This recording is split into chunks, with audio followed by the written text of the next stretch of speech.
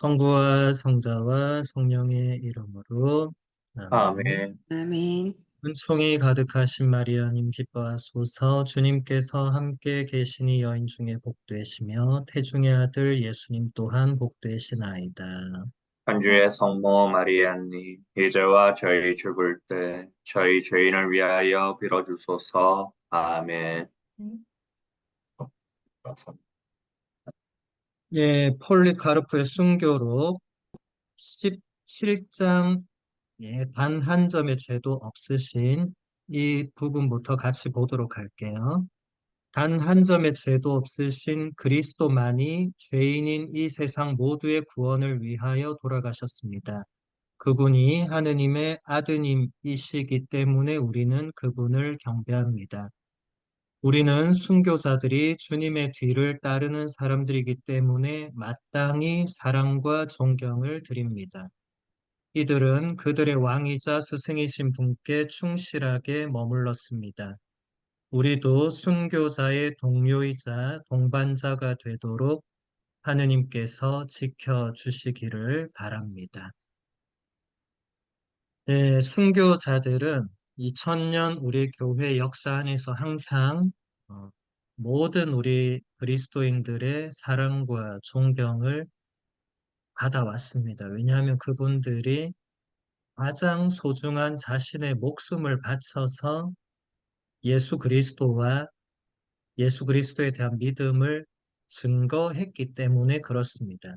순교라고 번역된 이 말의 원래 그리스어가 마르튀레오라는 동사예요. 여기 지금 강의록에도 보면 성 폴리카르페 순교록해서 옆에 라틴어로 마르튀리움 폴리카르피 이렇게 돼 있잖아요.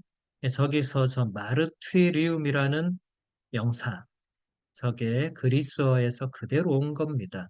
원래 마르튀레오 하면 증거하는, 증언하는 그런 의미거든요. 순교자들은 자신의 신앙을 또 예수님을 증거하고 증언했는데 그냥 말로써 한 것이 아니라 행동으로 보여줬는데 그 행동이 그냥 모범적인 행동이 아니라 목숨을 내어놓는 행위. 그러니까 인간적으로는 조금 설명이 불가능한 그런 특별한 증언, 피의 증언. 그래서 우리가 마땅히 사랑과 존경을 드리고 순교자들은 다 성인 품에 오르신 분들이죠. 근데 순교자 중에 성인 품에 오르지 않은 분들이 있다면 그 이유는 순교를 안 해서가 아니라 순교에 대한 그 기록, 그 자료가 우리에게 남아있는 게 없어서 그렇습니다. 우리나라만 보더라도 지금 103분의 순교 성인이 계시죠. 근데 실제로 학자들이 연구를 해보니까 거의 2만 명 가까운 순교자가 우리 한반도에서만 발생을 했어요. 그럼 2만 명이 다 성인품을 받아야 되는데 103분밖에 못 받았어요. 그 이유는 나머지 분들에 대한 자료가 우리에게 없어서 그렇습니다. 그래서 비록 성인품을 받지 못한 분들도 우리는 무명의 순교자로 우리 교회는 한결같이 그분들을 공경하고 여러분 다 아시다시피 11월 이제 한 달을 우리가 위령성월로 지내잖아요. 그때 우리가 이 돌아가신 분들, 특히 순교자들을 기억하죠. 또 우리가 9월은 아예 순교자 성월로 정해서 또 한 달 내내 순교자들을 기억하죠. 이때 우리가 기억하는 순교자들은 성인 품에 올라서 교회에 공식적으로 기록된 분들뿐만 아니라 무명의 순교자들, 11월 위령성월도 마찬가지입니다. 이름 모를 그 순교자들을 우리가 기억하고 사랑과 존경을 드리는 거죠. 그 다음 18장을 보면 유다인들의 강한 요구에 따라 군인들의 대장은 폴리카르프의 시신을 이교도들의 방식에 따라 장작 더미에서 계속 태웠습니다. 그래서 우리는 나중에 겨우 그분의 뼈만 주워 모을 수 있었습니다. 우리에게 이 뼈는 보석보다 더 가치 있고 순금보다 더 귀한 것입니다. 우리는 그 뼈를 적당한 장소에 고이 묻었습니다. 하느님께서 원하시고 허락하시면 우리는 해마다 폴리카르포가 순교한 날 그곳에 모여 기쁨을 함께 나누면서 축제를 지낼 것입니다. 바로 이 날이 그분께서 하늘에서 다시 태어나신 날이기 때문입니다. 우리는 우리보다 앞서 순교하신 분들을 기억하기 위하여 우리가 미래의 그러한 순간을 맞이하게 될 때 싸워 이겨낼 수 있는 힘을 지니도록 준비하기 위하여 축제를 지낼 것입니다. 예, 이 본문에서 대단히 중요한 내용들 몇 가지를 우리가 발견할 수 있는데, 먼저 폴리카르포 성인은 화형으로 순교를 했어요. 그래서 이제 장작에 묶여서 이제 몸이 다 타고 이제 뼈만 남았겠죠. 근데 그 폴리카르포 성인의 제자들이 성인의 뼈를 주워 모았습니다. 근데 여기 나오듯이 이 뼈는 보석보다 더 가치 있고 순금보다 더 귀한 것이다. 여러분 지금도 전 세계의 많은 성지들을 여러분들이 가보면 성인들의 유해가 거기에 모셔져 있죠. 대부분은 이제 묻혀 있으니까 눈에 보이지 않고 그냥 여기 성인이 묻혀 있다고 되어 있지만 어떤 성인들은 예를 들어서 시에나의 카타리나 성녀 같은 분들은 여러분이 지금도 시에나에 가면 시에나의 그 주교자 성당에 카타리나 성녀의 그 유해들이 있어요. 그러니까 이 폴리카르포 성인 때부터 2세기부터 그러니까 사도들 시대부터 우리 신앙인들이 순교자들의 유해를 그냥 갖다 버리지 않았고 고이 모셔서 거기에 모여서 기쁨을 함께 나누고 축제를 지냈다. 왜냐하면 순교자들이 순교한 날이 바로 그분들의 천상 탄생일이 되기 때문에 그렇다. 그래서 여러분 순교자들 또 성인들의 축일은 대부분 그분들이 순교하신 그 날입니다. 순교 안 하신 분들은 그분들이 돌아가신 그 날입니다. 대부분 그렇습니다. 물론 안 그런 분들도 간혹 계신데 그것은 교회 전례력으로 뭔가 더 중요한 날이 거기 있으면 조금 다른 날을 이제 그분의 축일로 정합니다. 근데 어쨌든 우리가 축일에는 그 성인을 기억한다. 이게 지금도 우리가 하고 있는 거죠. 우리가 성인들 축일이나 기념일에는 그 성인을 기억합니다. 그래서 우리가 그날 축제를 지냅니다. 우리에게 가장 큰 축제는 미사라고 했죠. 그렇죠? 그래서 우리는 성인들 축일에 미사를 봉헌하는데 예전에는 그 성인의 무덤에 가서 미사를 봉헌한 거예요. 물론 지금도 그렇게 하고 있지만 우리가 모든 성인의 그 무덤을 갈 수는 없죠.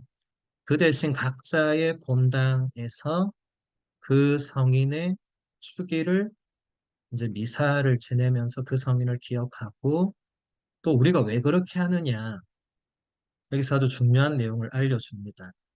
우리보다 앞서 순교하신 분들을 기억하기 위해서 그렇게 하는 것도 있고 그리고 우리가 나중에 그런 순간을 맞이하게 될 때 싸워 이겨낼 수 있는 힘을 지니도록 준비하기 위해서도 그렇다.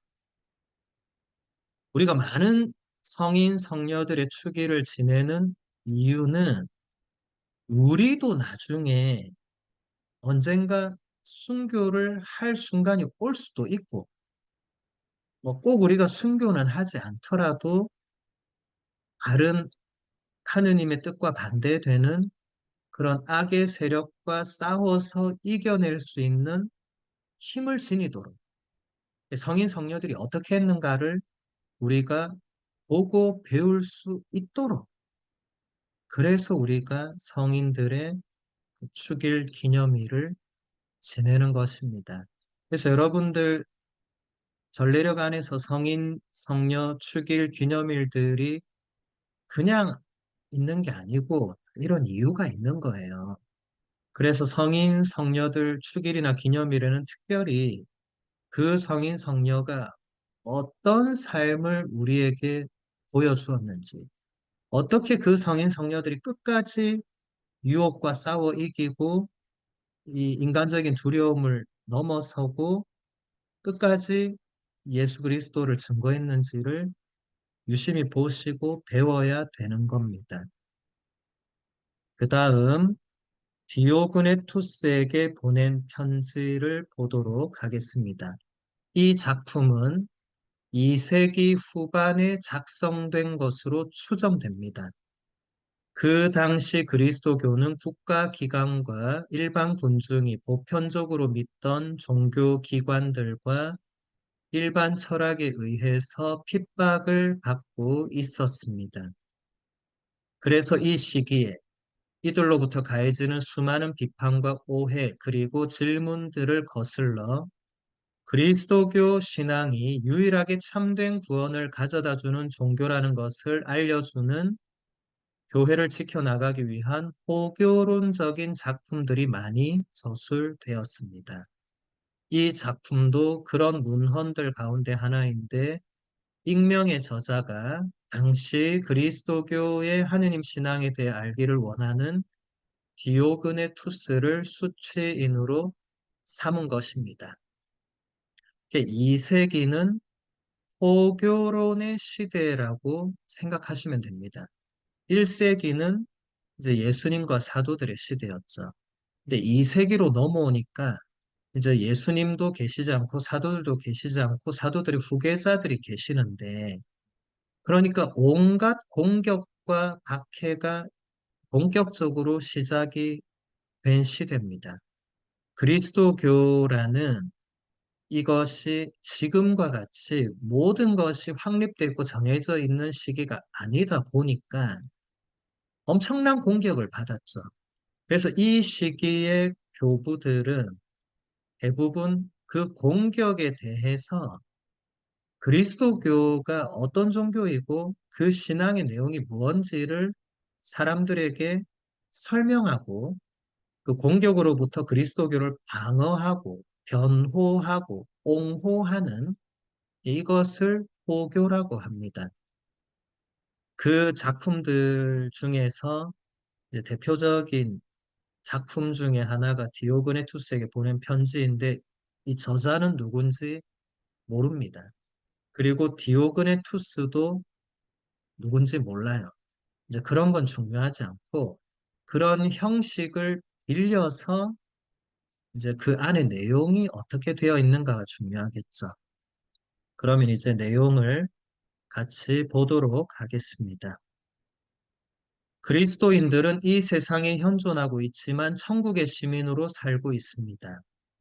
이들은 모두를 사랑하지만 모두에게 박해를 받습니다. 사람들은 이들을 잘 알지 못하면서 단죄합니다. 이들은 사형 선고를 받아 죽음으로 내몰리지만 그것을 통하여 생명으로 건너갑니다. 이들은 가난하지만 많은 사람들을 부유하게 합니다. 이들은 가난하여 모든 것에 결핍을 느끼지만 충만함 속에 있습니다. 예, 이 지금 편지의 형식을 통하고 있지만 내용을 보면 이 세기의 그리스도인들의 삶의 모습을 엿볼 수 있죠. 이 세기 그리스도인들이 그 시대의 사람들에게 이미 박해를 받았고 단죄를 받았고 사형 선고를 받았고 또 매우 가난하게 살았고 그렇지만 그들은 충만함 속에 있었고 모두를 사랑했고 천국의 시민으로 살고 있었다. 굉장히 아름다운 표현이고 이거는 단순히 지어낸 얘기가 아니라 실제로 이 세기 그리스도인들이 그렇게 살았다는 것을 보여주죠. 이제 그 다음 본문을 보면 영혼이 육신 안에 있는 것처럼 그리스도인들은 이 세상에 있습니다. 영혼이 육신의 모든 지체 안에 골고루 퍼져 있듯이 그리스도인들은 이 세상의 모든 도시들에 퍼져 있습니다.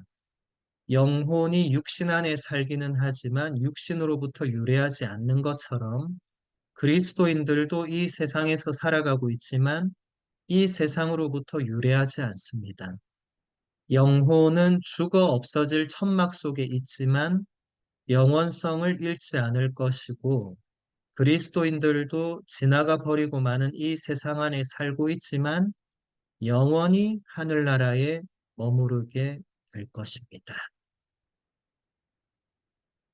이 내용은 그 시대의 사람들이 그리스 철학의 영향을 엄청나게 받고 있었다는 것을 그대로 보여줍니다. 아직까지 2세기입니다. 그러니까 그리스 철학, 특히 플라톤과 아리스토텔레스로 대표되는 그 철학의 영향이 엄청나게 보편적으로 퍼져 있다. 특히 이 시기는 플라톤 철학이 굉장히 이 영향을 끼치던 때였어요. 그래서 여기도 지금 영혼과 육신을 비유한 것이 이제 플라톤 철학에서는 이제 영혼이 이제 당연히 육신의 주인으로 영혼은 이제 영원성을 지니고 있고 육신은 이제 그냥 죽으면 끝이고 이제 그런 사상이 여기 그대로 들어오죠. 그런데 이 편지를 적은 사람은 그리스 철학의 그 개념을 빌려오지만 거기에 머무르지 않고 바로 우리 그리스도인들이 세상으로 치면 영혼과도 같은 존재다.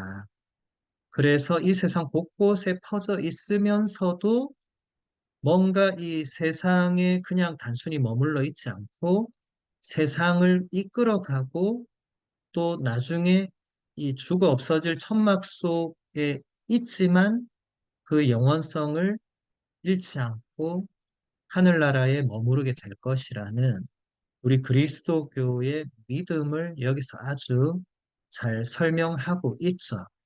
그리고 여기서도 보면 곳곳에서 또 바오로 사도의 그 신학과 그 영성도 곳곳에서 나오고 있습니다. 바오로 사도가 했던 표현들을 여기서 군데군데 잘 볼 수가 있죠. 그래서 이 편지의 저자는 익명의 저자지만 상당히 뛰어난 이제 철학적 또 학문적 깊이와 또 아주 깊은 우리 그리스도교 신앙을 지니고 있었다는 것을 알 수가 있습니다. 그 다음 본문을 보면 세상 사람들은 그리스도인들이 주님을 버리고 배교하도록 맹수의 우리에 그들을 던져 넣었지만 그들이 결코 주님을 버리지 않고 끝까지 견뎌 나가는 것을 그대는 보았을 것입니다. 사람들이 그들을 죽이면 죽일수록 그들의 숫자는 더욱더 늘어나는 것도 보았을 것입니다. 이것은 사람의 힘만으로 이루어지는 것이 아니라 하느님의 힘으로 하느님께서 계신다는 증거로 이루어지는 일입니다. 이 본문도 이 세기 상황을 그대로 보여주고 있죠. 우리가 앞에서 폴리카르프의 순교를 조금 보았지만 그런 일들이 이 세기에 너무 많이 일어나고 있었던 거예요. 세상 사람들이 그리스도인들을 맹수우리에 던져놓고 이냐시오 성인이 사자의 밥이 되었죠. 그런데도 그 그리스도인들이 주님을 버리지 않고 끝까지 견뎌나가는 것을 그 군중들은 다 보고 있었죠. 그리고 그렇게 대중 앞에서 공개적으로 죽이면 두려움 때문에 그 숫자가 줄어들어야 되는 게 상식적인데 그러지 않고 그리스도교 신자가 더욱더 늘어나는 것이 이 세계 현상이었습니다. 그래서 사람들이 물어봤겠죠. 아니, 이게 어떻게 가능하냐. 일반적으로 너 죽인다 이러면 사람들이 겁나서 안 해야 되는데 이 사람들은 도대체 이게 무슨 힘으로 무슨 슈퍼맨의 후예들이냐? 아니죠. 간단하게 설명하면 이것은 하느님의 힘이고 하느님께서 살아 계시기 때문에 순교자들이 그렇게 한다는 거죠. 그게 결국 하느님이 계시다는 증거가 된다는 것입니다. 그 다음 본문을 보면 어떠한 인간도 아직 하느님을 본 적이 없고 오직 하느님 스스로 당신 자신을 알려주셨을 뿐입니다. 하느님은 믿음을 통해 당신을 계시하셨고 믿는 사람만이 하느님을 볼 수 있도록 하셨습니다. 이 세상 모든 것을 만드시고 질서를 지어주신 하느님께서는 인간을 사랑하시기만 하는 것이 아니라 관대하시고 인내심이 많은 분이십니다. 부드럽고 자비하시며 화를 내지 않으시고 참되며 선하신 하느님께서는 언제나 그러하셨고 앞으로도 그러하실 것입니다. 그런데 그분은 당신이 계획하신 말로 다할 수 없는 큰 일을 오직 당신의 자녀들에게만 알려주십니다. 예, 앞에 본문에서 하느님이 계시다는 증거를 얘기했고, 그러면 그 하느님이 어떤 분이신가를 이제 설명을 하고 있죠. 이 설명은 짧지만 성경 전체에 그 하느님이 어떤 분이신가를 잘 보여주고 있죠. 하느님께서는 세상 모든 것을 만드시고 질서를 지어주신 창조주라는 게 여기서 분명히 드러나죠. 그 창조주 하느님께서 인간을 사랑하신다고 이것도 드러나고. 근데 단순히 그런 존재이기만 한 것이 아니라 관대하시고 인내심 많고 부드럽고 자비하고 하는 이런 모든 설명은 인격체에게만 가능한 설명이죠. 그게 무슨 말이냐면 그리스 철학에서 그 신적인 존재, 그 플라톤이 말했던 그 창조자, 이런 존재들은 인격적인 존재가 아니라 철학적으로 그렇게 거슬러 올라갔을 때 가장 근원적이 되는 존재. 그래서 거기서 모든 것이 흘러나올 수밖에 없는 존재. 부드럽고 자비하고 화를 내지 않고 인내하고 이런 존재가 아니고 그냥 부동의 제1원인으로 그냥 있을 수밖에 없는 그런 존재입니다. 그리스도교의 하느님과 확연히 다르죠. 아직 그리스도교를 전혀 알지 못하고 있는 사람들에게 디오고네 투스는 그런 사람들을 대표하는 인물이 되겠죠. 대변하는 인물이 되겠죠. 그러니까 지금 이 저자는 그리스 철학을 굉장히 잘 알고 있는 이 사람들에게 그리스 철학에서 말하는 그런 창조와 창조주와 그 신과 인간의 관계 이런 것과 그리스도교가 어떻게 다른가를 설명해 주고 있는 겁니다. 그리고 마지막 줄에 보면 하느님은 당신이 계획하신 그 말로 닿을 수 없는 큰 일들을 오직 당신 자녀들에게만 알려주신다. 이것이 또 하느님께서 하시는 일의 특별함이죠. 그냥 모든 사람에게 다 드러내놓고 뭘 하시면 좋겠는데 하느님 그렇게 안 하시죠. 여러분 지금 우리가 부활 시기를 보내고 있잖아요. 여러분 부활 사화들 읽어보면 예수님이 빌라도를 비롯해서 대사제와 당신을 채찍질하고 못 박았던 병사들한테 짜잔 하고 나타나면 얼마나 통쾌하고 멋있겠어요. 근데 그렇게 안 하시는 거예요. 예수님은 당신 제자들에게만 나타나신 그것도 모든 제자도 아니고 열두 사도와 바오로와 당신이 보여주고자 하는 그 몇몇 사람들에게만 부활하신 예수님이 나타나시죠. 나머지 사람들은 부활하신 예수님을 본 적이 없죠. 그냥 하느님은 그렇게 일하신다는 겁니다. 그러니까 그리스도교에 들어오지 않고 그리스도를 믿지 않는 사람들에게는 그리스도교의 하느님을 제대로 알 수가 없다는 거죠. 그냥 그리스 철학에 나오는 그런 신처럼 그냥 그런가 보다 하는 그런 존재가 아니라는 것입니다. 그 다음 본문 보면 오 인간에 대한 하느님의 넘치는 사랑과 희생이여 하느님은 죄 많은 우리를 미워하거나 버려두지 않으셨고 죄에 따라 우리를 벌하지도 않으셨으며 오직 인내심으로 견디고 기다리시면서 당신 스스로 우리 죄를 짊어지셨습니다.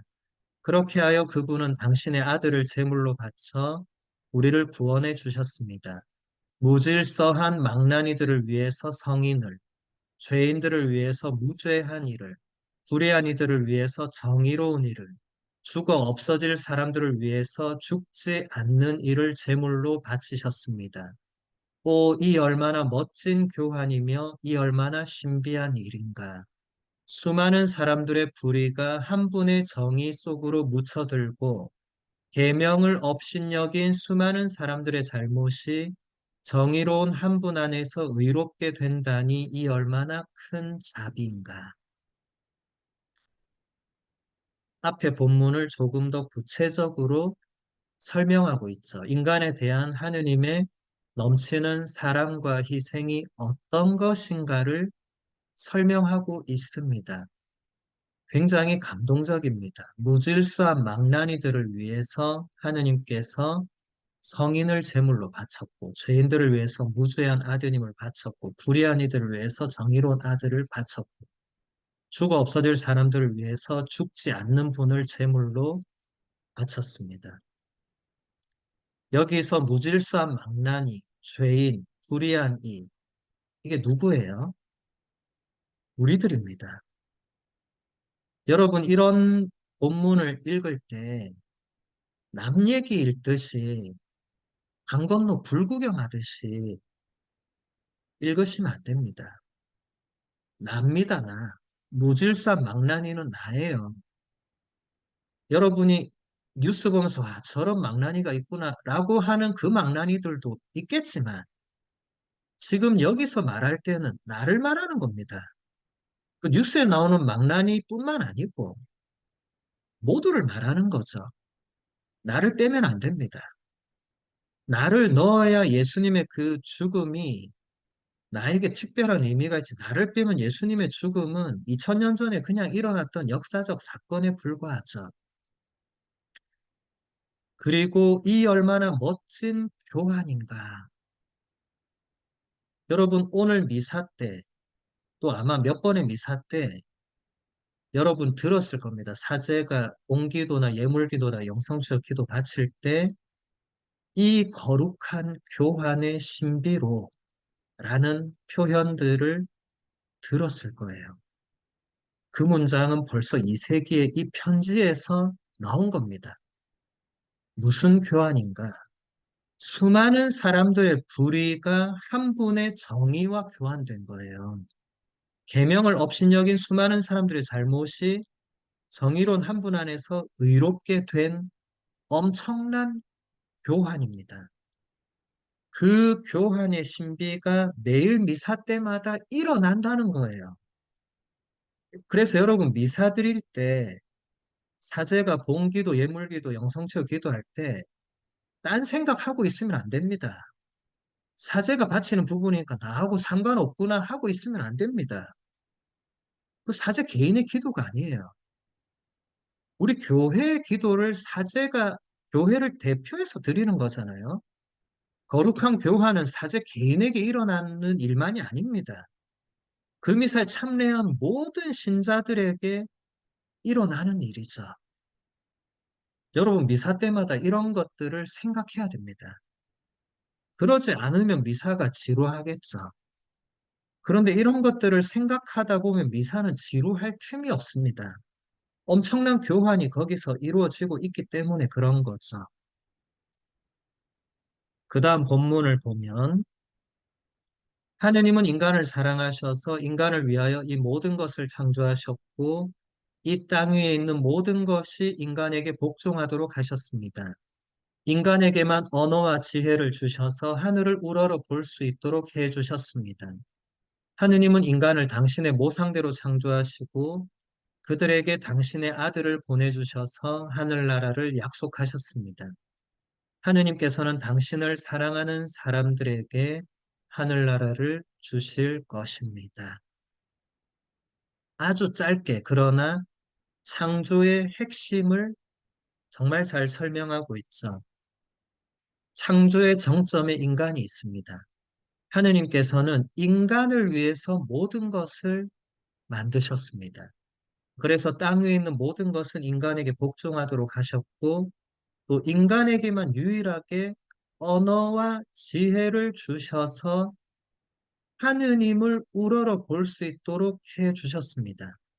피조물 중에 인간을 빼고는 그 어떤 피조물도 언어와 지혜를 받지 못했어요.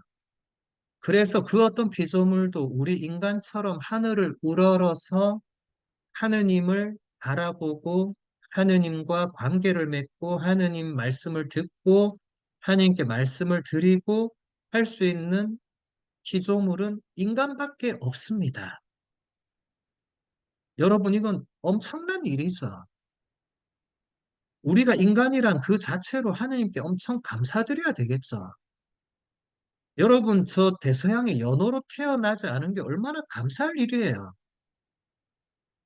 우리가 인간이라는 자체가, 물론 많은 사람들이 왜 내가 인간으로 태어나서 이런 고통을 당하나, 이런 분들도 많이 계실 것입니다. 고통에 대해서는 아마 앞으로 또 우리가 여러 교구들이 분명히 다룰 것이니까 그때 볼 기회가 있을 것이고, 그것 이전에 일단 인간이라는 이 존재 자체는 그 어떤 피조물보다 특별합니다. 하느님께서 우리를 그만큼 특별히 사랑하신다는 거예요. 이것을 우리가 깊이 생각해야 됩니다. 우리가 인간이라는 그 자체로 하느님께서 나를 얼마나 사랑하시고 특별히 여기시는가를 생각해야 됩니다. 그 다음 마지막 본문 하나 더 보도록 할게요. 하느님께서는 이 세상에 당신을 계시하시기 위해서 당신의 말씀을 보내셨습니다. 그 말씀은 사도들에 의해 선포되었는데 당신의 백성 유다인들에게는 배척을 받고 이방인들이 믿고 받아들였습니다. 그 말씀은 이 세상 처음부터 계셨는데 오래된 것이면서도 언제나 새로운 것으로 나타나시고 성인들의 가슴 속에 항상 새롭게 태어나십니다.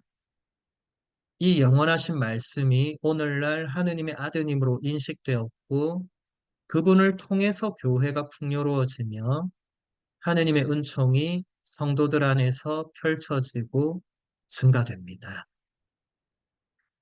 여러분, 요한복음 1장에 나오는 그 로고스 창가를 떠올려 보시면 한 처음에 말씀이 계셨다 하면서 쭉 나오는 부분 있죠. 바로 그 부분을 이 저자가 잘 설명하고 있죠. 하느님께서는 당신의 그 유일한 말씀을 이 땅에 보내셨는데 그분이 바로 이제 당신의 아드님이시고 예수 그리스도라는 분이시고 근데 유다인들은 그 아드님을 받아들이지 않았고 오히려 이방인들이 믿고 받아들이면서 시편에 나오는 그 말씀이 이루어지게 되었죠. 집 짓는 이들이 내버린 그 돌이 모퉁이의 머릿돌이 되었네.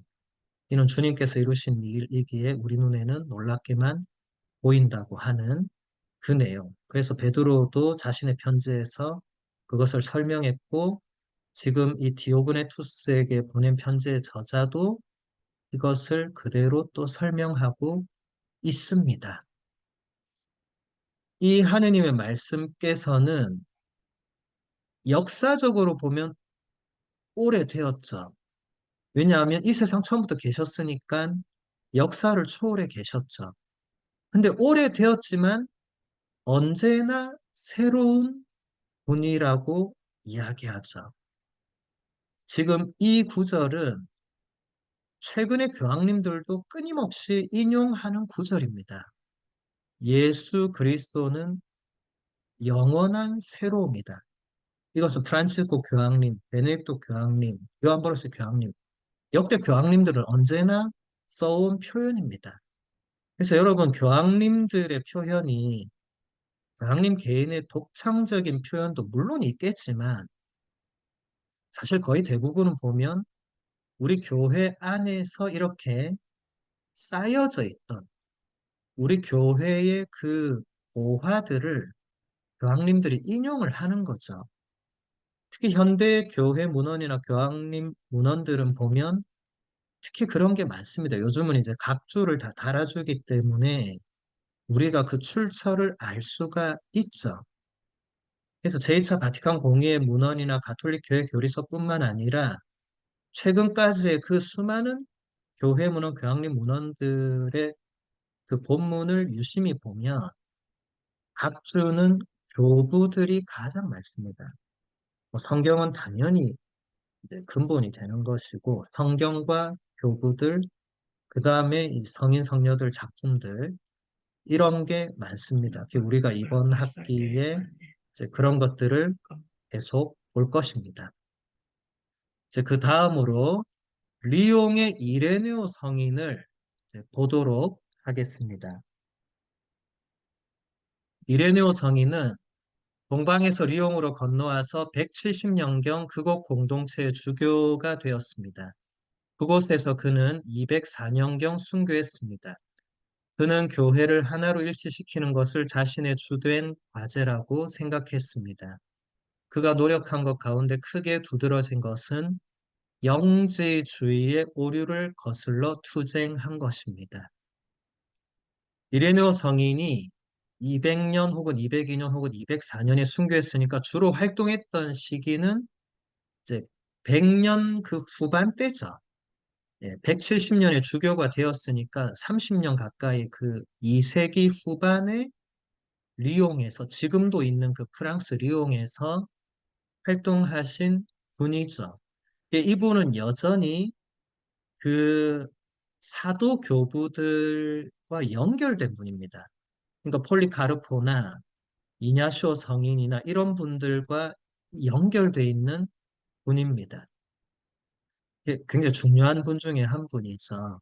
그래서 이 이레뇨 성인이 많은 일들을 하셨는데 그 중에서도 가장 우리 교회에 큰 공헌을 한 것은 그 2세기에 가장 널리 퍼져 있던 이단인 영지주의라는 그 이단을 거슬러서 끊임없이 이제 신자들에게 이제 참된 신앙의 진리를 가르쳐 준 것입니다. 그 내용은 이제 보도록 할게요. 이제 이분의 남기신 작품 가운데 어, 가장 분량도 길고 가장 유명한 작품이 이단 안박이라는 작품입니다. 라틴어로 Ad versus Hereses. Ad versus 하면 이게 반박이고 헤레세스는 이제 이단의 복수형이죠. 그러니까 이단들을 반박하는 책입니다. 3장 이제 18절에 해당되는 부분을 보면 우리는 예수님께서 오직 고통을 받는 척 했을 뿐이라고 주장하는 사람들의 견해를 물리쳐야 합니다. 왜냐하면 그분이 참으로 고통을 받지 않으셨다면 받을 상이 아무것도 없기 때문입니다. 예수님께서 고통을 전혀 받지 않으셨다면 누군가가 한쪽 뺨을 치려고 할 때 다른 뺨마저 내주라고 하신 말씀은 모두 거짓이 됩니다. 그러나 그분은 당신께서 직접 말씀하신 것을 모두 지켜나가셨고 당신께서 직접 실행하신 것만 말씀하셨습니다. 만일 그분이 고통을 받지 않으셨다면 우리는 거짓을 믿고 가르치는 교사에 지나지 않을 것입니다. 그러나 하느님의 아드님은 참으로 고통을 받으셨고 진리이시며 선하신 분입니다. 그래서 진정한 의미에서 스승은 그분뿐이십니다. 자, 여기 첫 문장이 바로 영지주의의 주장을 말해줍니다. 예수님께서 오직 고통을 받는 척 했을 뿐이다. 이게 영지주의의 주장이에요. 이 영지주의자들은 이제 육신은 이게 악에서 오는 거다. 이 육신은 이게 아무런 쓸모가 없다. 이게 오직 영적인 존재가 되는 것. 이 영지가 말 그대로 영적인 삶이란 뜻이거든요. 그래서 영적인 삶을 이제 거기까지 그 단계로 간 사람들만 구원받고 나머지는 다 그냥 멸망하는 거죠. 그러니까 예수님도 이 육신을 입으면 안 되는 거예요. 그래서 예수님이 그 십자가에서 한 거는 그 쇼였다. 그냥 아픈 척하고, 아유, 그 막 피를 흘리고, 이거 다 그냥 쇼였다, 쇼. 근데 그렇게 되면은, 여기서 이레네오 성인이 잘 설명한 것처럼, 그러면 예수님의 말씀은 전부 다 거짓이 된다. 그리고 예수님이 고통을 받지 않으셨다면, 예수님은 우리의 구원자가 될 수가 없는 거죠, 쇼만 했다면. 근데 영지주의의 이론이 대단히 정교하고 또 이게 그냥 평범한 사람이 이렇게 한 게 아니라 그 당시에 많은 뭐 철학이나 뭐 다른 종교의 어떤 밀교 사상이나 뭐 이런 걸 막 다 끌어와서 막 짬뽕을 시켜서 만들어 놨기 때문에 그냥 웬만한 사람은 거기에 대해서 뭐 반박하기가 어려웠어요. 그러니까 이레네오 성인을 비롯한 많은 교부들이 영지주의를 반박하는 데에 거의 평생을 다 쏟아붓습니다. 계속 이어지는 본문을 보면 이 설명이 계속 이어져요. 예수님께서 단지 자신을 계시하는 척만 했다고 주장하거나 육신을 가진 인간으로 참으로 태어나지 않았다고 주장하는 사람들은 아직도 육체와 죄의 굴레에서 벗어나지 못한 것입니다. 이들에게는 여전히 죽음이 극복되지 못한 상태로 남아 있습니다. 율법은 영적인 것이기 때문에 단지 죄를 지적하기만 했을 뿐이고 없애지는 못했습니다. 왜냐하면 죄는 영적이기만 한 것이 아니라 인간 존재 전체를 지배하는 것이기 때문입니다. 죄를 없애고 인간을 죽음의 벌로부터 해방시키고자 하는 존재는 스스로 죄인인 인간이 되어야 했습니다. 죄는 인간을 노예가 되게 만들어 죽음에 사로잡히게 했습니다. 그러므로 인간이 지닌 죄는 극복되어야만 하는 것이고, 그렇게 해야 인간이 자유를 얻을 수 있습니다. 최초로 인간으로 창조된 한 사람의 불순종으로 말미암아 죄가 많은 사람들에게 들어오게 되었으므로 동정녀로부터 태어난 한 사람의 순종으로 말미암아 이 사람들이 의롭게 되어 구원을 얻어야 합니다. 이제 계속 영지주의를 반박하죠. 예수님께서 그저 자신을 계시하는 척만 했다. 예수님이 육신을 가진 인간으로 참으로 태어나지 않았다고 주장한 게 영지주의입니다. 근데 그것은 그런 사람들은 여전히 육체와 죄의 굴레를 벗어나지 못한 것이다. 왜냐하면 사도 바오로가 이미 거기에 대해서 다 설명을 했다. 지금 나머지 설명하는 부분은 사도 바오로의 서간에 거의 주된 내용들이 다 들어와 있습니다. 여러분들이 로마서나 코린토서나 이제 에페소서나 이런 필리피서 이런 것들을 읽어보면 이 지금 이레네오 성인이 얘기하는 내용이 이제 요약이 돼 있구나 이걸 알 수가 있어요. 특히 여기서 보면 한 사람의 불순종으로 말미암아서 죄가 많은 사람들에게 들어오게 되었다. 이 아담을 말하죠. 이게 지금 로마서 5장의 내용을 거의 그대로 가져온 거예요. 그래서 동정녀로부터 태어난 한 사람의 순종으로 말미암아 모든 사람이 의롭게 되어 구원을 얻는다. 이것도 로마서 5장에 나오는 내용이에요. 근데 로마서에 보면 동정녀로부터 태어난 이 말은 없습니다. 이 말은 이레네오 성인이 넣은 거죠. 여러분, 이냐시오 성인 지난 시간 배울 때 이냐시오 성인이 얘기했던 그 세 가지 신비 중에 하나가 예수님의 동정 잉태 출산이었죠. 성모님이 동정녀로서 예수님을 잉태하고 출산했다는 것이 지금 교부들에게 그대로 계속 이어져 내려오고 있죠. 이게 어디까지 이어집니까? 미사 전례 안에도 그대로 들어오죠. 그래서 여러분 미사 때마다 평생 동정이신 성모 마리아, 하느님의 어머니 복되신 동정 마리아라고 하는 부분을 반드시 듣게 되죠. 이런 게 그냥 나오는 게 아닙니다. 그냥 누가 지어내거나 갖다 붙이거나 이런 게 아니에요. 개신교가 잘 모르고 공격할 수 있지만 몰라서 그런 겁니다. 개신교가 공격한다는 건 그만큼 그들이 전통 교회로부터 멀어져 있다는 표시죠. 왜냐하면 사도들로부터 이어져 온 교회는 한결같이 성모님의 동정을 말했기 때문에 그 부분에 대해서 누군가가 아니다라고 말하고 공격한다면 정통교회가 아닌 거죠. 정통교회가 아니라는 걸 스스로 드러내는 겁니다. 그 다음 본문을 보면, 이제 본문은 두 개만 제가 준비를 했네요. 그 다음에 이제 때르툴리아노를 보도록 하겠습니다. 160년경 카르타고에서 태어난 때르툴리아노는 성격이 격정적이고 엄격하기로 소문이 나 있었습니다. 그는 라틴어를 매우 잘 구사했습니다. 그는 라틴어 문장을 새롭게 구성하기도 하고 천여 개에 이르는 새로운 단어들을 만들어내기도 하면서 고대 교회 라틴어의 창조적인 작업을 했습니다. 그러나 그의 성급함과 화해를 모르는 성격은 가톨릭 교회 안에서도 많은 오해와 비판을 불러일으켰습니다. 그 결과 그는 207년에 가톨릭 교회를 떠나서 프리기아에서 발생한 이단인 몬타누스주의로 빠져들게 되었습니다. 교부 시대를 보면 많은 이 교회 저술가들 그리고 교회 안에서 이 열심히 했던 분들이 이제 이단으로 나중에 함명되거나 뭐 살아있을 때 이단으로 넘어가거나 이런 경우들이 종종 있어요.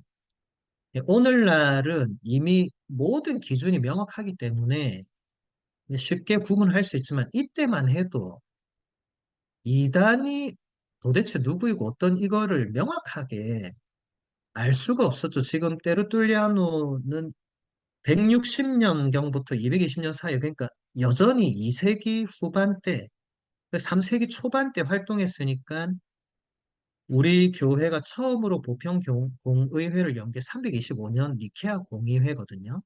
그때 처음으로 아리우스를 이단으로 단죄하고 했기 때문에 물론 그 사이에 작은 지역 교회 회의가 열리기는 했지만 이렇게 누가 바로 나오자마자 이게 이단이다 이렇게 바로 단정할 수 있는 어떤 장치가 없었죠.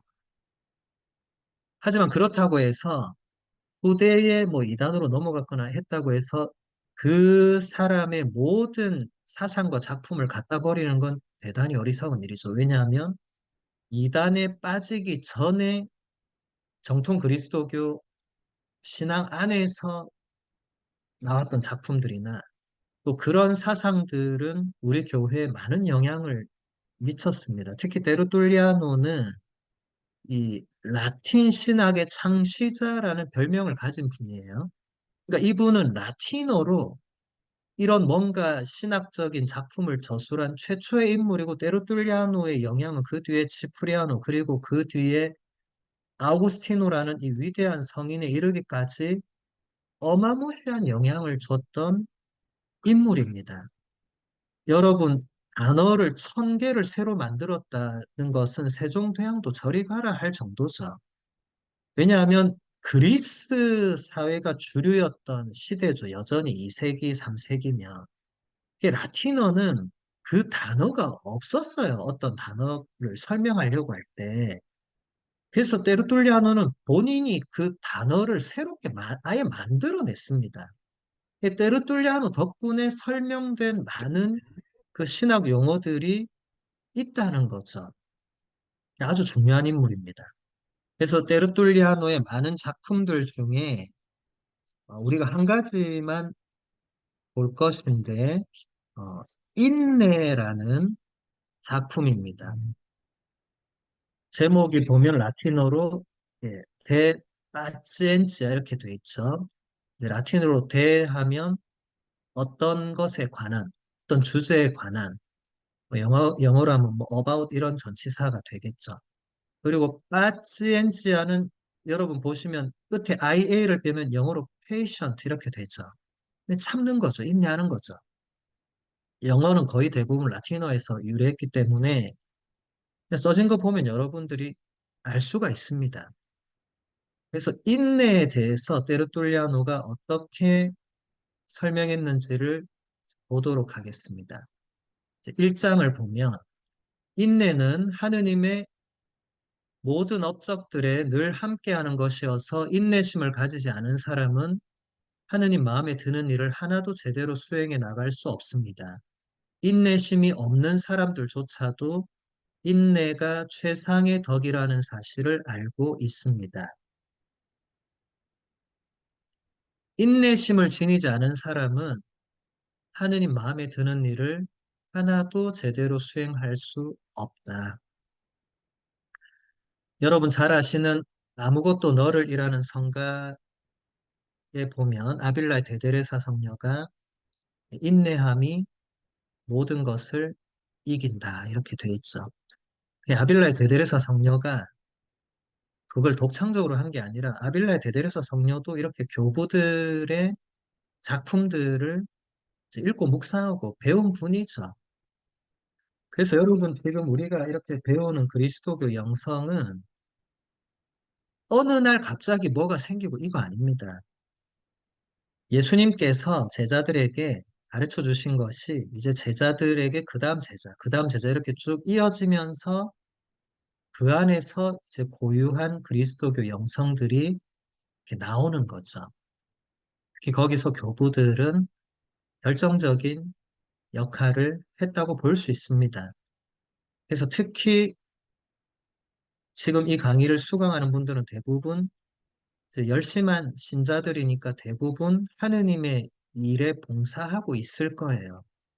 그때 가장 중요한 덕목이 무엇이냐? 인내입니다. 인내. 참는 거예요. 마음에 들지 않는 사람을 참아주는 거예요.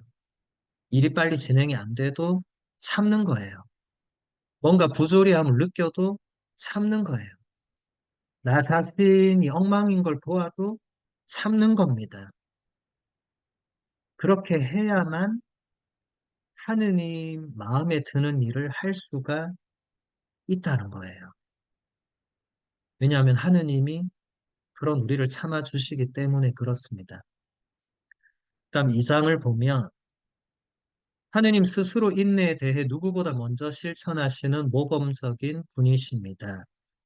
하느님은 의로운 사람이나 불의한 사람을 구별하지 않고 똑같이 낮에 햇빛을 주십니다. 그분은 사계절의 아름다움, 각 원소들의 작용, 모든 창조적 은사들을 자격이 있는 사람이나 자격이 없는 사람이나 똑같이 주십니다. 하느님은 배은망덕한 이방인들이 만들어 놓은 온갖 세속적 예술들과 행위들, 그리고 당신의 이름과 자녀들을 박해하는 것을 참고 견디십니다. 하느님은 이들의 방종, 탐욕, 무신론, 악의를 견디시고 나날이 심해지는 이들의 뻔뻔한 태도를 인내하십니다. 하느님은 이 모든 것을 인내하심으로써 당신의 영광에 손실을 가하는 듯이 보이고 바로 이 때문에 많은 사람들이 하느님을 믿지 않습니다. 네, 하느님이 어떤 분이시냐?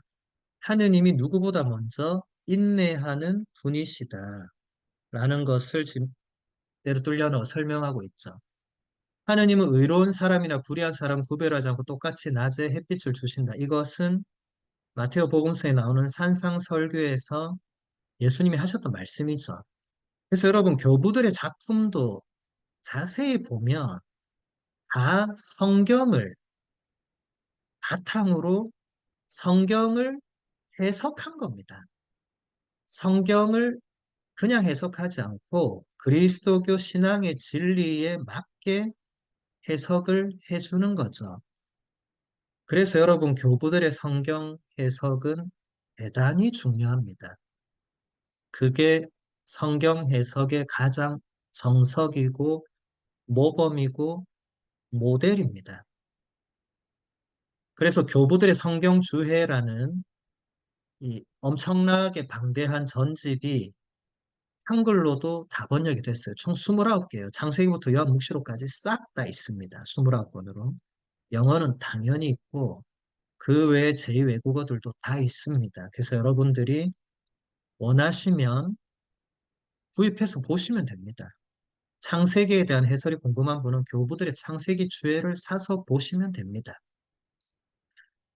여기서 테르툴리아노가 설명하고 있는 하느님은 이미 그 시대에도 이방인들이 만들어 놓은 세속적 예술들, 행위들, 또 탐욕, 무신론, 악함, 뻔뻔함, 또 그리스도교 신자들이 박해받고 죽는 것, 이런 모든 것을 참고 견디는 분이다. 그래서 이게 그 시대에도 많은 사람들이 하느님이 계시다면 저런 걸 왜 가만 놔두느냐. 그래서 많은 사람들이 하느님을 믿지 않는다고. 여러분, 이 말이 이 세계에만 해당되는 말이겠습니까? 아니겠죠.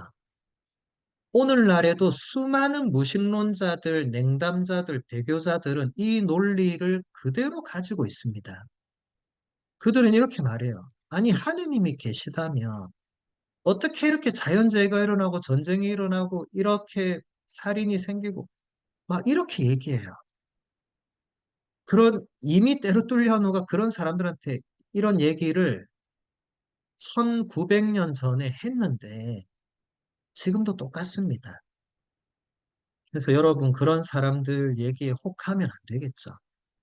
이제 그렇게 되면 이제 바로 냉담이나 무신론으로 넘어갈 수밖에 없겠죠. 하느님의 인내가 이토록 엄청나다는 겁니다. 하느님께서 그만큼 참고 견디신다는 표지라는 거예요. 그 다음 3장을 보면 하느님의 아드님께서는 어떠한 사람의 초대나 집도 업신여기지 않으시고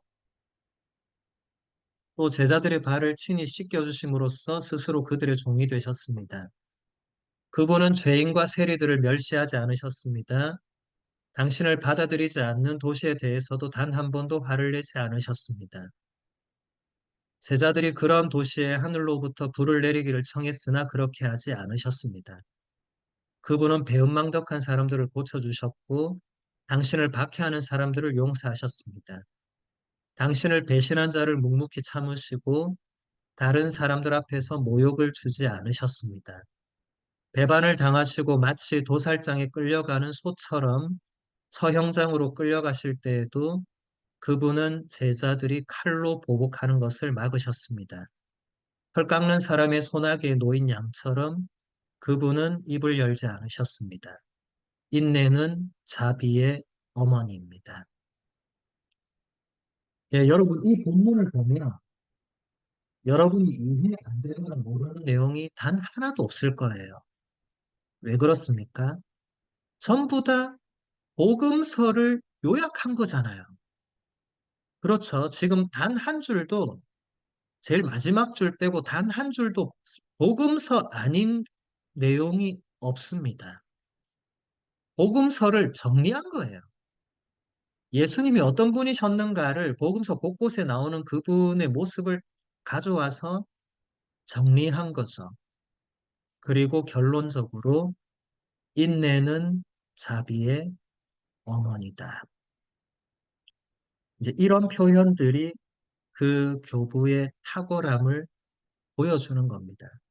이제 이런 표현은 복음서에는 나오지 않죠. 성경에 나오지 않죠. 이제 그 교부의 어떤 독창적인 혹은 정말 그 깊은 영성, 성경 해석 이런 게 돋보이는 거죠. 인내는 자비의 어머니란 말은 굳이 설명은 안 해도 다 알지만 이런 표현을 아무나 만들어내거나 쓸 수는 없죠. 그 다음 5장을 보면 모든 종류의 죄는 조급함으로부터 나옵니다. 악은 선을 실천하려는 인내의 부족입니다. 수련되지 않은 사람은 청순하게 살아갈 인내심이 부족하고 성실하지 못한 사람은 인내를 올바르게 실천해 나갈 수 없으며 하느님을 믿지 않는 자는 인내심을 갖춘 신심이 없고 불안한 사람은 잠자코 있는 인내심을 발휘하지 않습니다. 나쁜 사람이 되는 것은 선한 것을 끈기 있게 실천해 나갈 수 없는 것에서 진행됩니다. 예, 먼저 첫 문장. 모든 종류의 죄는 조급함으로부터 나온다. 조급함이 무엇의 반대말이죠? 인내죠. 인내하지 못하면 급해지는 거죠. 근데 급하면 죄를 짓기 마련이다. 그 뒤에부터는 이 문장을 설명하는데 여기서 이제 때르툴리아노의 이 뛰어난 이 문장력, 문법을 볼 수 있어요. 때르툴리아노를 비롯한 그 초대 교부들은 대부분 수사학을 배운 수사학자들이었습니다. 이제 언어를 문법적으로 이제 엄청나게 이렇게 잘 다룬 분들이죠. 그 수사학 기법이 교부들 문헌에 굉장히 많이 들어옵니다. 그것은 물론 원문을 볼 때 더 분명하게 드러나겠지만 굳이 우리가 원문을 보지 않더라도 이 문장들을 보면 인내를 정말 이렇게 설명해낼 수 있다는 게 놀라울 거예요. 악은 선을 실천하는 인내가 부족한 것이고, 그리고 수련되지 않은 사람은 청순하게 살아갈 인내심이 부족한 것이고, 성실하지 못한 사람은 인내심을 올바르게 실천해 나가지 못하고, 하느님을 믿지 않는 사람은 인내심을 갖춘 신앙심이 없어서 그런 것이고, 불안한 사람은 가만히 있는 인내심이 없어서 그런 거고, 나쁜 사람이 되는 것은 선을 끈기 있게 실천해 나가는 그 인내심이 없기 때문에 그렇다. 결국 모든 것은 인내가 부족할 때 그 죄나 악으로 가게 되어 있다. 그러니까 반대로 우리가 계속 인내한다면 선한 쪽으로, 좋은 쪽으로, 하나님께서 원하는 쪽으로 가게 되어 있다는 거죠. 그 다음 11장을 보면 어떠한 경우에도 우리는 인내할 의무가 있습니다. 나 자신이 저지른 잘못에 의한 고통이든 나쁜 의도를 가진 적들이 파놓은 함정에 의한 고통이든 주님의 계명을 실천하는 과정에서 지고 가야 하는 고통이든 간에 인내해야 합니다. 인내의 열매는 매우 큽니다. 그것은 바로 천상의 행복입니다. 주님께서 복이 있다고 칭찬한 사람이 누구입니까? 오직 인내하는 사람이 복이 있다고 말씀하셨습니다. 행복하여라 마음이 가난한 사람들, 하늘나라가 그들의 것이다. 오직 겸손한 사람만이 마음이 가난한 사람이 될 수 있습니다. 그런데 인내하지 않는 사람이 겸손한 사람이 될 수 있습니까? 자기 자신에 대하여 순종하지 않는 사람이 다른 사람에게 순종할 수는 없습니다. 이것이 바로 인내의 첫 번째 단계입니다. 네, 구체적으로 우리가 왜 인내를 해야 되는가? 인내의 열매 때문에 그렇다. 근데 그것을 지금 마테오복음서 그 5장 첫 부분에 나오는 그 진복 팔단, 여러분 잘 아시는 예수님께서 행복하여라 마음이 가난한 사람들, 행복하여라 슬퍼하는 사람들, 행복하여라 지금 우는 사람들 하는 그 부분 있죠. 이 부분을 베르툴리아노가 기가 막히게 모든 구절을 인내로 다 풀어냅니다.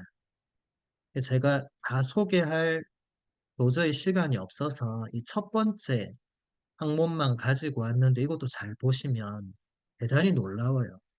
마음이 가난한 사람이 복되다. 여러분, 성경에서 행복하다 할 때 이것은 해피니스가 아닙니다. 이것은 영어의 블레시드입니다. 그러니까 복된 상태에 있는 거예요. 감정적인 해피가 아니고. 왜냐하면 하늘나라가 그들의 것이기 때문에 그렇다. 그런데 마음이 가난한 사람은 그럼 어떤 사람이냐? 때르툴리아노는 겸손한 사람이 마음이 가난한 사람이다. 그런데 겸손한 사람은 또 어떻게 겸손한 사람이 되느냐? 인내하는 사람이다. 인내하지 않는 사람은 겸손할 수가 없다. 그래서 이 첫 구절은 바로 인내하는 사람이 거기에 해당된다. 정말 놀랍죠?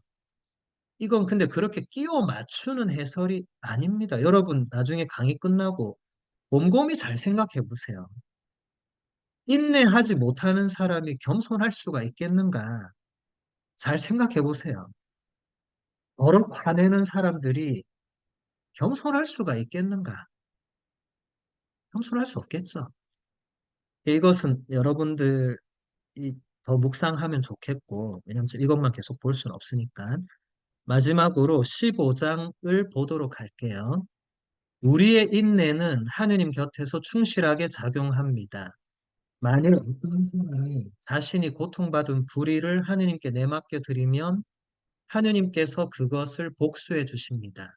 어떤 손실을 입은 것이 있으면 하느님께서 그것을 회복시켜 주십니다. 아픔 속에 있으면 하느님께서 의사가 되어 주십니다. 죽음으로 고통을 받는다면 하느님께서 새로운 생명으로 일깨워 주실 것입니다. 만일 하느님께서 우리를 도와주지 않으신다면 우리는 인내를 제대로 수행하지 못할 것입니다.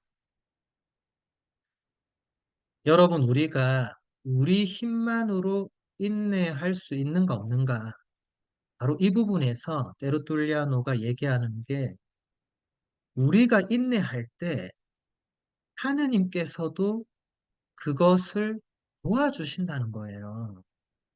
그냥 너만 참아라 이러면 사람이 억울해서 어떻게 참아요? 근데 우리 그리스도인들에게는 그게 아니고 네가 참는 만큼 하느님께서 그것을 알아주시고 아파주시고 너를 도와주신다고. 이것을 순교자들이 믿었다는 거예요.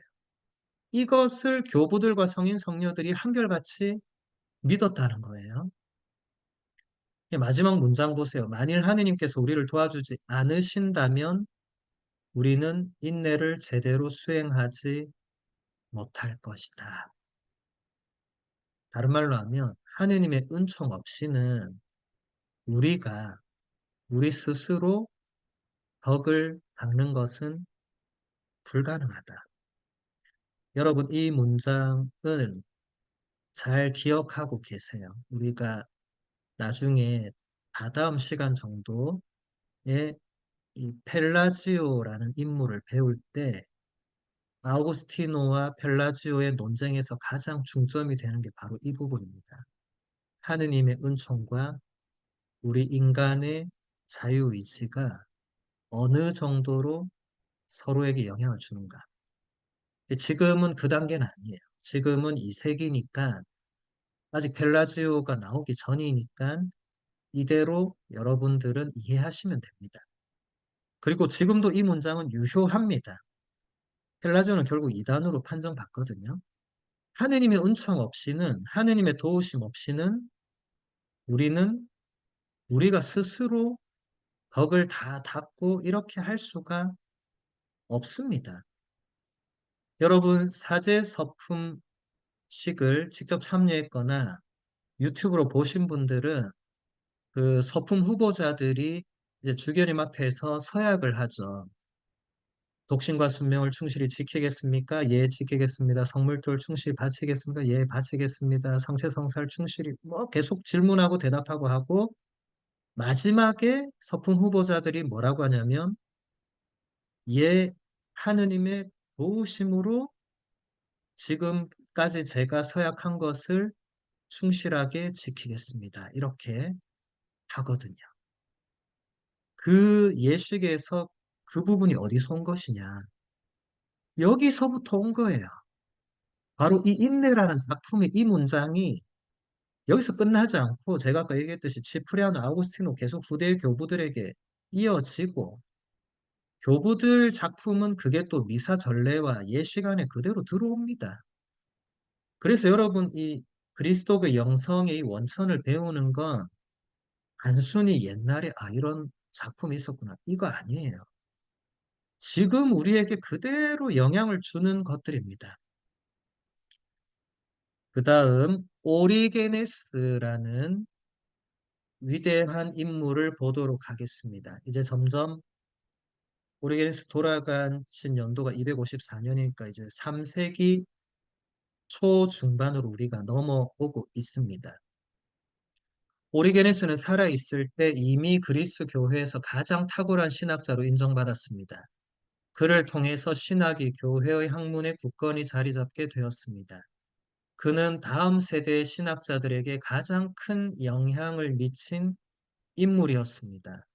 교회 안에서 오리게네스만큼 눈에 보이지는 않지만 모든 영역에 존재하는 신학자는 없다고 한스 우르스 폰 발타사르라는 또 지난 세기의 위대한 신학자였던 추기경 님이 말씀을 하셨죠. 그래서 여러분, 우리나라의 그 윤주현 신부님, 다들 이름은 들어보셨을 거예요. 가르멜 수도회에서 지금 가장 활발하게 지금 저술과 번역을 하고 있는 분이신데 그분이 오리게네스에게 영성을 묻다라는 책을 집필하셨죠. 네, 관심 있는 분은 그 책을 보시면 오리게네스에 대해서 또 오리게네스 영성에 대해서 자세히 배울 수 있습니다. 오늘은 간단하게 작품 두 개만 보도록 할게요. 오리게네스가 쓴 작품은 2,000권이 넘습니다. 다 보는 건 불가능하죠. 그래서 우린 두 개만 보도록 하겠습니다. 먼저 민수기 강해를 보도록 할게요. 민수기는 말 그대로 그 모세오경에 나오는 그 민수기를 오리게네스가 해설한 것입니다. 이스라엘 백성들이 이집트를 탈출한 사건은 다음의 의미로 해석될 수 있습니다. 한 사람이 오류의 어둠으로부터 벗어나서 인지의 밝은 빛에 도달하게 되면 이 세상에서의 방랑으로부터 영적 삶으로 회개하면 그는 이집트로부터 벗어나서 한가하고 고독한 사막으로 가는 것입니다. 그것은 그가 침묵과 고요함 속에서 하느님의 계명을 익히려고 노력하는 것이며 천상의 소리가 자신 안으로 스며들게 하는 것입니다. 그렇게 하여 그는 새로운 사람이 되어 요르단 강을 건너 약속된 땅으로 들어갈 수 있는 자격을 갖추게 됩니다. 이것은 또한 세례를 통하여 복음에 따라 살아가는 삶으로 넘어가는 것을 의미합니다. 오리게네스의 성경 해석은 영적인 해석입니다. 이것은 이제 알렉산드리아라는 그 도시, 오리게네스 알렉산드리아 출신이거든요. 알렉산드리아에서 오리게네스 이전에 힐론이라는 유대인 랍비가 있었어요. 근데 이 랍비가 성경의 영적 해석의 탁월함을 보여준 사람입니다. 지금도 엄청난 영향을 미치고 있죠. 오리게네스는 힐론의 영향을 상당히 받았습니다. 그리고 오리게네스는 이 성경을 이제 히브리어로 된 구약 성경을 처음으로 그리스어로 이제 번역본을 이렇게 뭐라고 할까요?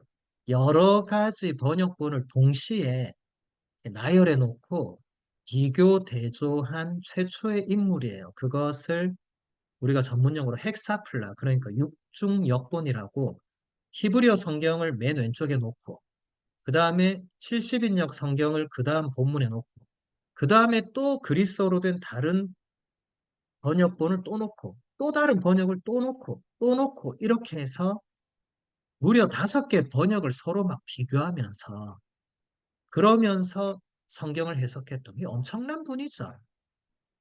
그냥 본인이 그냥 이게 이런가 보다 이런 차원이 아닌 거죠. 그래서 여기서도 보면 성경의 영적 해석이란 말 그대로 문자 그대로 의미에서 끝나지 않고 그 문자 안으로 들어가서 거기서 주는 그 영적인 의미가 무엇인가? 이게 민수기는 내용 전체가 이스라엘 백성이 이제 이집트를 탈출해서 광야에서 어떻게 점점 가나안 땅으로 가는 그 여정을 기록한 책인데 그 여정이 우리의 개개인의 그 신앙의 여정으로 지금 해석을 하고 있죠. 그래서 우리가 이 세상의 방랑으로부터 영적인 삶으로 회개하면 그게 바로 이집트로부터 벗어나서 광야로 넘어가는 거고 또 거기서 우리가 광야에서 단련되는 것은 침묵과 고요함 속에서 하느님의 계명을 끊임없이 묵상할 때 이제 점점 그렇게 광야에서 단련되는 거고 그렇게 해서 결국 가나안 땅으로 들어가는 것은 새로운 사람이 되는 거고 이것이 세례를 통해서 복음에 따라 살아가는 삶으로 넘어가는 것을 의미한다. 이 성경의 영적 해석은 그 뒤에 모든 교부들과 모든 성인 성녀들에게 영향을 미칩니다. 그래서 앞으로 계속 볼 수 있을 것입니다. 네, 오늘은 여기까지 하고 다음 시간에 오리게네스의 기도론부터 보도록 하겠습니다.